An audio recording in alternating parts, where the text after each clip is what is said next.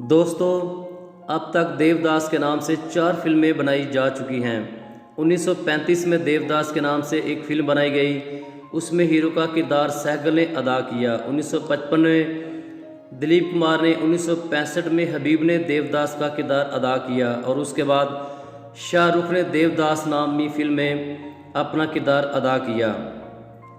दोस्तों, देवदास कौन है, इसकी असल हकीकत क्या है, ये कहाँ का किरदार है, देवदास का बैकग्राउंड क्या है, मुकम्मल तफसील जानिए इस वीडियो में। दोस्तों, देवदास के बारे में बहुत रिसर्च करके ये वीडियो सख्त मेहनत से तैयार की गई है।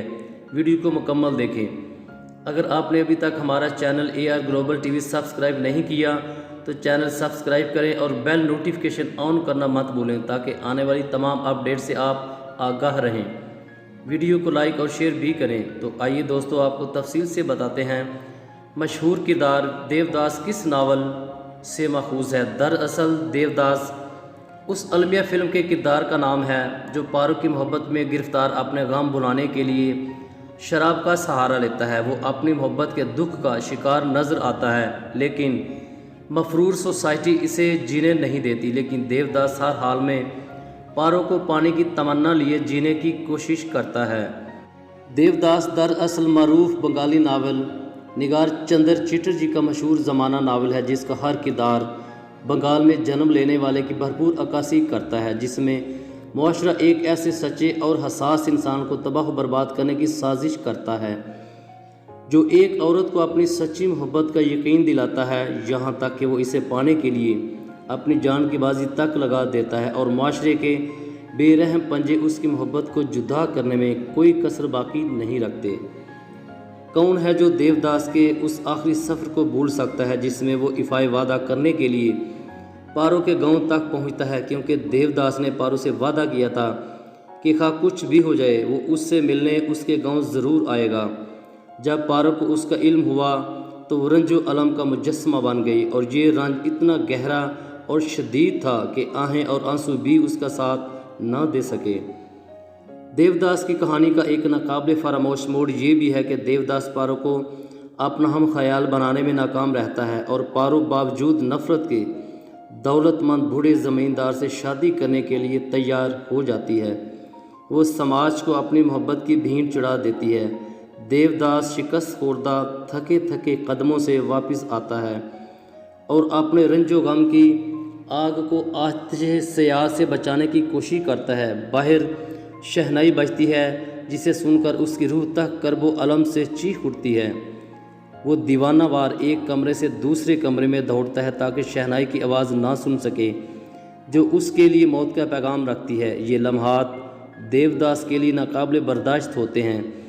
वो शराब के जाम पर जाम पीता है, यहाँ तक कि शराब के नशा में देवदास अपने होशो हवास गुम कर बैठता है। उस वक्त चंद्रमुखी उससे कहती है कि वो इतना ना पिए। उसके जवाब में देवदास सिर्फ इतना कहता है, आखिर क्यों।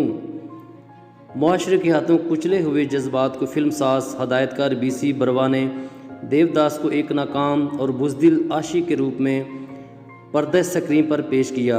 हदायतकार बरवा ने देवदास का यह तस्वुराती किरदार जीता जागता बल्कि हकीकत से करीब तर ज़िंदगी की सच्चाइयों की हकीकी गहराई में तलाश किया है। उस किरदार की तलाश में बरवा ने 1935 के गुलकार KA सहगल को देवदास का रूप दिया और पारो के किरदार में अदाकारा जमुना का इंतखाब किया, जिन्होंने लाखों फिल्म बीनों के सामने देवदास और पारो के किरदार को जीता जागता बनाकर पेश किया। सहगल और जमुना ने उस ज़माने में देवदास और पारो का किरदार अदा किया था जब फिल्म की स्क्रीन पर मोहब्बत सर चढ़ कर बोलती थी और फिल्म बीन ही रांझा, शीरी फरहाद और लैला मजनू के इश्क या किरदार देखकर दीवाने हो जाते थे। लेकिन उसके बाद 1955 में बिमल रॉय ने इसी कहानी को दोबारा फिल्माया और अपने उस्ताद बरवा को अलमिया फिल्म बनाने को चैलेंज किया।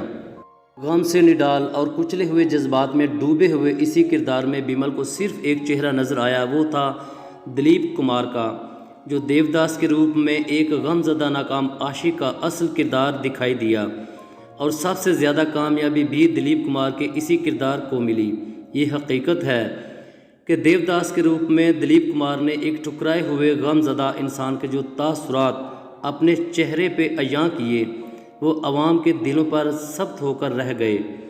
یہ الگ بات ہے کہ بروا کا منتخب کردہ دیوداس سہگل اس زمانے میں دکھوں دلوں کی ترجمانی کرتا تھا، جبکہ بیمل کے دیوداس دلیپ کمار نے ان دلوں کو جیتا جو زخمی ہو کر شکست سے دو چار ہو گئے۔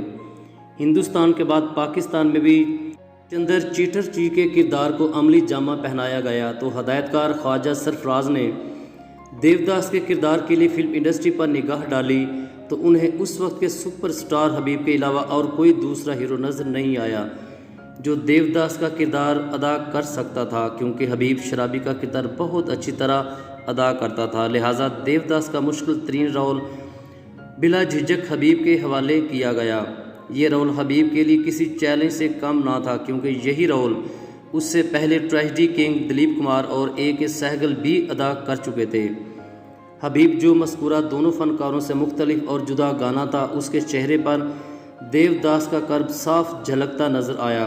اسی طرح دیوداس کے دوسرے مرکزی کردار کے لیے پارو کے رول کے لیے شمیم آرا اور چندر مکھی کے لیے نیر سلطانہ کا انتخاب کیا گیا۔ پاکستانی فلم دیوداس بزنس کے لحاظ سے قابل ذکر نہ صحیح، لیکن فنی نقطہ نگاہ سے دیکھا جائے تو یہ ایک بہترین فلم تھی۔ ویسے بھی پاکستان میں جب بھی کوئی آرٹ مووی یا حقیقت سے قریب تر فلم عوام کے لیے بنائی گئی تو کبھی اس کے بہترین نتائج سامنے نہیں آئے، اور پاکستان میں یہی حال دیوداس کا ہوا۔ مذکورہ فلم کی سب سے اہم بات جس بنا پر فلم کو شہرت اور مقبولیت حاصل ہوئی وہ تھی دیوداس کے روپ میں حبیب کی زندہ جاوید پرفارمنس۔ حبیب نے دیوداس کا رول اس جاندار اور حقیقت سے قریب تر ادا کیا کہ فلم بین اش اش کر اٹھے۔ فلمی نقادوں کو بھی یہی رائے تھی کہ دلیپ کمار اور سہگل کے مقابلے میں اداکار حبیب نے بہترین اداکاری کا مظاہرہ کیا۔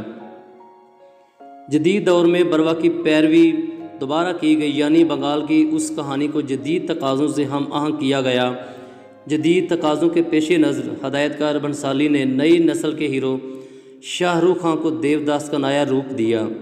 شاہ رخ خان کی دیوداس اس وقت ریلیز ہوئی جب فلم انڈسٹری میں تکنیکی لحاظ سے نئے تجربات کیے جا رہے تھے، اور یقیناً ہدایت کار نے یہ موقع ہاتھ سے جانے نہیں دیا اور دیوداس میں تجرباتی طور پر فلمانے کی نئی جدت اپنائی۔ اسی طرح ہدایت کار نے دیوداس کو جدید دور میں لانے کے لیے جدید تکنیک کا سہارا لیا، جہاں سہگل، دلیپ کمار اور حبیب کی فلم میں ایسی کوئی رنگینی یا بڑے خوبصورت سیٹ نہیں تھے، وہاں شاہ رخ خان کی فلم دیوداس میں صرف ایک حویلی کا سیٹ 5 کروڑ روپے کی کثیر لاگت سے تیار کیا گیا۔ اگرچہ اس رنگین دور کی فلم دیوداس نے ایک اچھا بزنس کیا، لیکن فنی لحاظ سے یہ سہگل، دلیپ کمار اور حبیب کی فلم سے کم تر درجے کی فلم کہی جا سکتی ہے۔ کردار نگاری کا جائزہ لیتے ہیں تو ہمیں شاہ رخ خان بھی اصل دیوداس سے بہت پیچھے نظر آتا ہے۔ شاہ رخ خان فلم کے کسی بھی منظر میں دیوداس نظر نہیں آیا، وہ صرف شاہ رخ خان ہی دکھائی دیا، جبکہ پرانے وقت کے لحاظ سے دیوداس کے روپ میں دلیپ کمار نے ایک ٹکرائے ہوئے غم زدہ انسان کے جو تاثرات اپنے چہرے پر عیاں کیے وہ عوام کے دلوں پر ثبت ہو کر رہ گئے۔ اس کے علاوہ اس فلم کا ایک گانا جسے تو قبول کر لے وہ دل کہاں سے لاؤں، اس گانے نے گلی گلی دھوم مچا دی۔ لتا منگیشکر کا گایا ہوا یہ نغمہ وجنتی مالا پر فلم بند ہوا، جو فلم کی جان ثابت ہوا۔ نئے زمانے کی فلم دیوداس میں پارو کے روپ میں ایشوریا رائے نے عوام کو اپنا گرویدہ بنایا، جبکہ چندر مکھی کا کردار ادا کرنے والی مادھوری بھی فلم بینوں کو پسند آئی۔ ہندوستان کے ان تینوں فلموں کے مقابلے میں فلمی پاکستانی فلم دیوداس کا وہ منظر جہاں حبیب پارو کے غم میں نڈھال بیل گاڑی میں بیٹھا ہوا کھانسی کر رہا ہوتا ہے اور گاڑی والے سے دکھ بھرے انداز میں کہتا ہے، منزل کتنی دور ہے گاڑی والے، اس منظر میں دکھ اور کرب کے لہجے میں حبیب نے جس انداز میں یہ مکالمے ادا کیے، فلم دیکھنے والوں کی آنکھوں سے آنسو جاری ہو جاتے ہیں۔ یہی سین فلم کا کلائمیکس ہے جہاں حبیب فن کی انتہائی بلندیوں پر نظر آتا ہے۔